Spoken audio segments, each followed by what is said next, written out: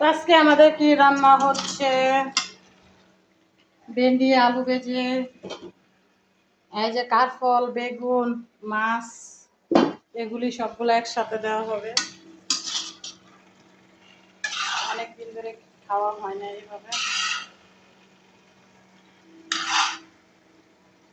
আজকে এইভাবে রান্না করতেছি। যার যেভাবে ইচ্ছে হয় খেতে এসে সেভাবে খেয়ে ফেলেন, কারণ এখন মানুষের হায়াত কম। যে যে ভালো লাগে সেটা খেয়ে ফেলবেন।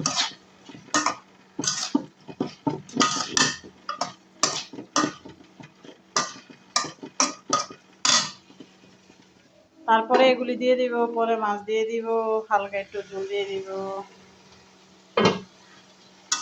আমাদের রান্না হচ্ছে। তো আজকে বাহিরে রৌদ্র ওঠা, প্রথম রৌদ্র ছিল, এখন বৃষ্টি আসার সম্ভাবনা আছে, অনেকটাই গরম লাগতেছে।